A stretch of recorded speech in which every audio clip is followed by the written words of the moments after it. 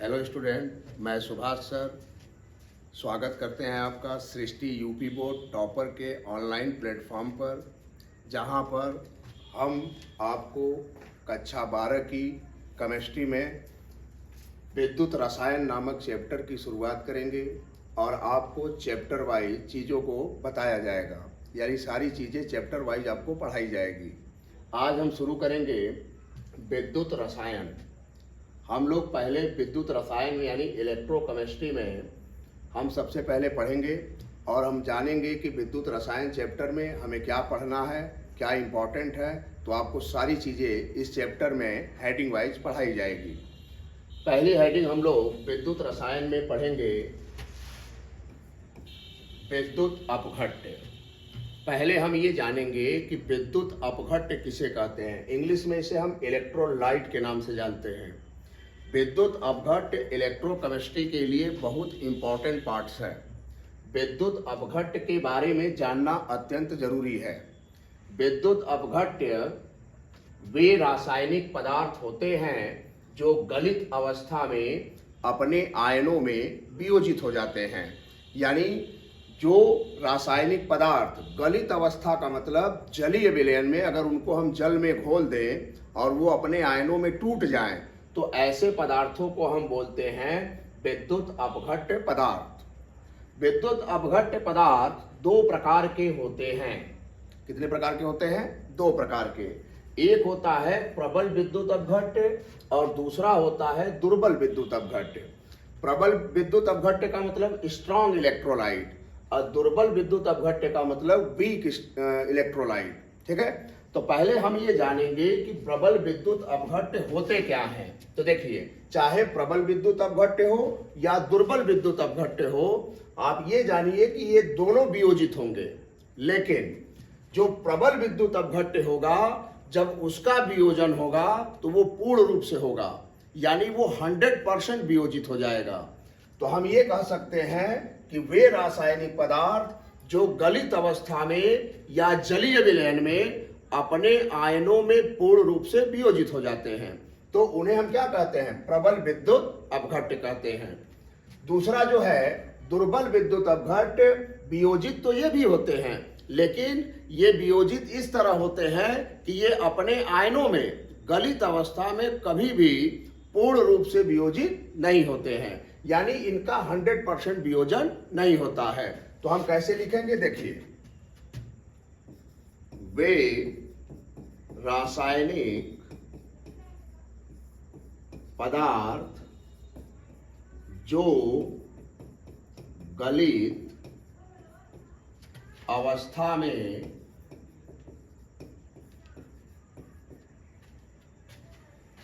अपने आयनों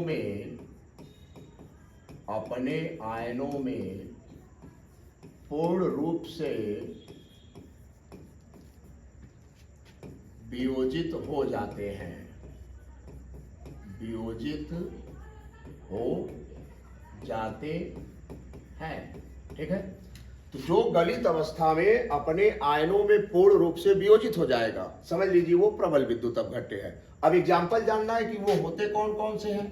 तो होते तो बहुत सारे हैं, लेकिन कुछ एग्जाम्पल हम देखेंगे, जैसे NaCl, KCl, KOH, ठीक है, NaOH सोडियम हाइड्रोक्साइड, ठीक है, और कैल्शियम हाइड्रोक्साइड, ये सब प्रबल स्ट्रॉन्ग लाइट हैं। ठीक है, ये जब आप जल में इनको घोलेंगे तो ये अपने आयनों में पूर्ण रूप से वियोजित हो जाएंगे। अब हम बात करेंगे दुर्बल की। तो वे रासायनिक पदार्थ जो गलित अवस्था में अपने आयनों में पूर्ण रूप से वियोजित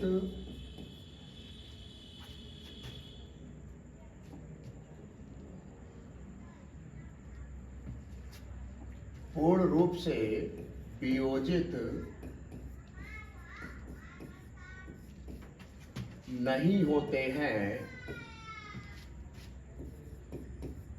होते हैं, तो उन्हें हम क्या कहेंगे भाई?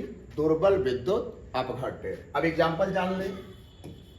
एग्जाम्पल है आपका, पहला दुर्बल है एसिटिक अम्ल।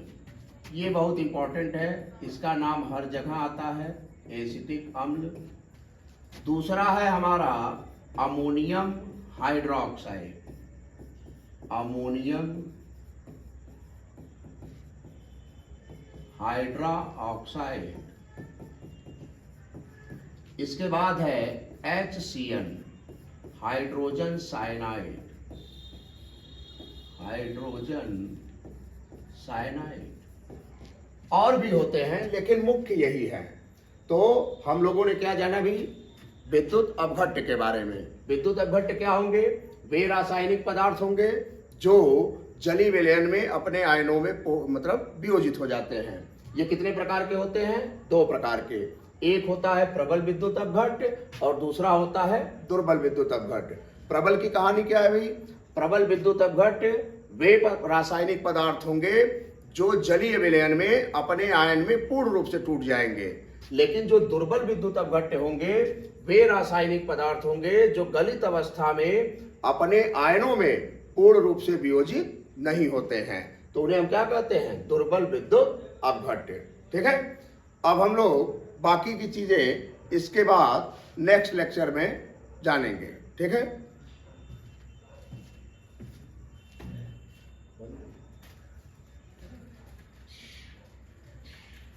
ज्यादा लंबा नहीं, 8-9 मिनट हुआ होगा।